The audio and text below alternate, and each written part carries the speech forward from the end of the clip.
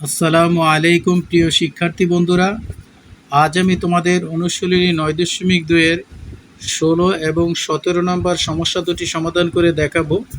তো শিক্ষার্থী বন্ধুরা, তোমরা যারা ত্রিকোণমিতিক কোণের মান বের করতে পারো না, তারা অবশ্যই আমার ভিডিওর কমেন্ট লিঙ্কে আরেকটি ভিডিও দেওয়া থাকবে, তোমরা সেই ভিডিওটি দেখে নেবে। তো শিক্ষার্থী বন্ধুরা, তোমরা যারা আমার ভিডিওটি ফেসবুক পেজ থেকে দেখছো তারা অবশ্যই ফলো দিয়ে রাখবে, আর যারা ইউটিউব চ্যানেল থেকে দেখছো তারা অবশ্যই আমার চ্যানেলটি সাবস্ক্রাইব করবে এবং পাশে থাকা অল বেল আইকনটি বাজিয়ে রাখবে, যাতে পরবর্তী ভিডিওর নোটিফিকেশন তোমাদের কাছে অতি দ্রুত চলে যায়। তো শিক্ষার্থী বন্ধুরা, বেশি কথা না বাড়িয়ে মূল ভিডিও শুরু করা যাক। তো শিক্ষার্থী বন্ধুরা, এবার আমরা 16 নম্বর সমস্যাটি সমাধান করা শুরু করব। তো সমস্যাটি সমাধান করার আগে শিক্ষার্থী বন্ধুরা, আমরা প্রশ্নটি পড়ে দেখব। এখানে লেফট হ্যান্ড সাইডে লেখা আছে sin 2a = 2tan a/1 + tan square, আর এখানে শর্ত দেওয়া আছে যদি এর মান 45 ডিগ্রি হয়। তো এখানে আমরা দেওয়া আছে a = 45 ডিগ্রি, তাহলে লেফট হ্যান্ড সাইডে আমাদের যে sin 2a সেটা আমরা লিখলাম। তো শিক্ষার্থী বন্ধুরা, এবার আমরা সাইন লিখব এবং 2, আর এখানে এর মান দেওয়া আছে 45 ডিগ্রি, সেটা আমরা এখানে লিখব। তো শিক্ষার্থী বন্ধুরা, এবার সাইন 2 দিয়ে যদি 45 অর্থাৎ 45কে গুণ করি তাহলে 90 ডিগ্রি আসবে। তো সাইন 90 ডিগ্রির মান আমরা জানি 1। তো শিক্ষার্থী বন্ধুরা, এখানে আমাদের লেফট হ্যান্ড সাইডের কাজ শেষ। এবার আমরা রাইট হ্যান্ড সাইডে যে লেখা আছে সেটা আমরা লিখব। রাইট হ্যান্ড সাইডে এখানে লেখা আছে 2tan a/1 + tan square a। তো এখানে 2 এর জায়গায় 2 বসালাম, এখানে tan আমরা লিখলাম, আর এখানে tan এর মান এখানে 45 ডিগ্রি সেটা আমরা লিখলাম। তো শিক্ষার্থী বন্ধুরা, নিচে আমাদের 1 প্লাস আর tan স্কোয়ারের মান 1, tan স্কোয়ারের মান আমরা tan স্কোয়ার লিখলাম, আর এখানে এর মান আমরা 45 ডিগ্রি লিখলাম। তো শিক্ষার্থী বন্ধুরা, এখানে আমাদের 2 আর এখানে tan 45 ডিগ্রির মান 1 সেটা আমরা লিখলাম, আর এখানে 1 প্লাস আর এখানে যে tan 45 ডিগ্রির মান 1, tan স্কোয়ার 45 ডিগ্রি হওয়ার কারণে এখানে 1 এর উপরে আমরা হোল স্কোয়ার দিলাম। তো শিক্ষার্থী বন্ধুরা, এখানে উপরে আমাদের 1 2 আর 1 গুণ করলে 2, আর এখানে 1 + 1 হোল স্কোয়ার গুণ করলে এখানে আমাদের 2 আসে। তো এখানে শিক্ষার্থী বন্ধুরা 2কে ভাগ করলে 1 আসবে, তাহলে এখানে আমাদের রাইট হ্যান্ড সাইড হয়ে গেল।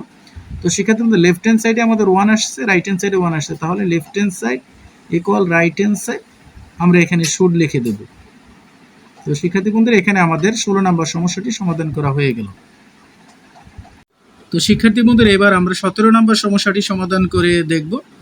তো শিক্ষার্থী বন্ধুরা, তোমাদেরকে সমস্যাটি সমাধান করে দেখানোর আগে আমি প্রথমে প্রশ্নটি তোমাদের পড়ে দেখাবো। এখানে লেফট হ্যান্ড সাইডে লেখা আছে tan 2a = 2tan a/1 - tan square, আর এখানে শর্ত দেওয়া আছে যদি এর মান 30 ডিগ্রি হয়।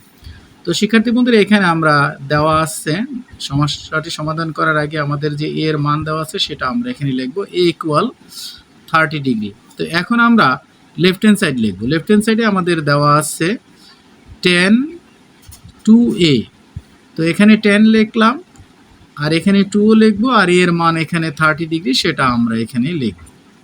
তো শিক্ষার্থী বন্ধুরা, এবার tan 30 ডিগ্রি 2 দিয়ে গুণ করলে এখানে 60 ডিগ্রি আসবে। তো tan 60 ডিগ্রির মান হচ্ছে √3। তো শিক্ষার্থী বন্ধুরা, আমাদের লেফট হ্যান্ড সাইডের কাজ শেষ। এবার আমরা রাইট হ্যান্ড সাইডের কাজ করব। রাইট হ্যান্ড সাইডে আমাদের দেওয়া আছে 2tan a/1 - tan square a। তো শিক্ষার্থী বন্ধুরা, এবার আমরা 2 × tan আর এর মান আছে 30 ডিগ্রি সেটা আমরা লিখলাম। তো শিক্ষার্থী বন্ধু, এখানে লেখা আছে 1 - tan স্কোয়ার, তো এখানে tan স্কোয়ার লিখলাম, আর এর মান 30 ডিগ্রি সেটা আমরা লিখলাম। তো শিক্ষার্থী বন্ধুরা, আমরা জানি এখানে tan 30 ডিগ্রির মান হচ্ছে 1/√3 সেটা আমরা লিখলাম, আর এখানে 1 যেহেতু tan 30 ডিগ্রির মান 1/√3, আর tan স্কোয়ারের ক্ষেত্রে আমরা 1/√3 এর উপরে হোল স্কোয়ার দেব।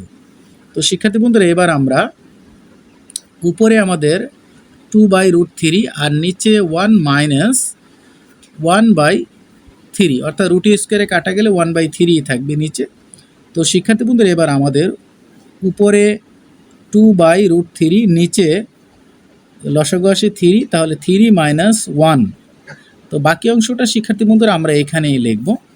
তো এখানে আমরা উপরে যে আমাদের লেখা আছে 2/√3 সেটা আমরা লিখলাম, আর নিচে আমাদের 3 থেকে 1 গেলে 2 থাকে আর নিচে থাকে 3।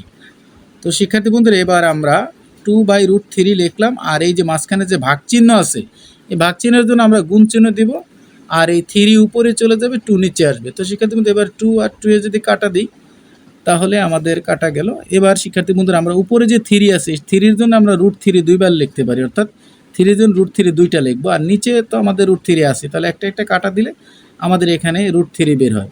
তো শিক্ষার্থী বন্ধুরা এখানে আমাদের লেফট হ্যান্ড সাইডে বের হয়েছে √3, রাইট হ্যান্ড সাইডেও √3। তো সুতরাং এখানে আমরা লিখতে পারি left hand side equal right hand side should. তো শিক্ষার্থী বন্ধুরা আমাদের 16 এবং 17 নম্বর সমস্যা দুটি সমাধান করা হয়ে গেল। তো শিক্ষার্থী বন্ধুরা তোমাদের সাথে দেখা হবে পরবর্তীতে নতুন আরেকটি ভিডিও নিয়ে। সেই পর্যন্ত সবাই ভালো থাকো। আল্লাহ হাফেজ।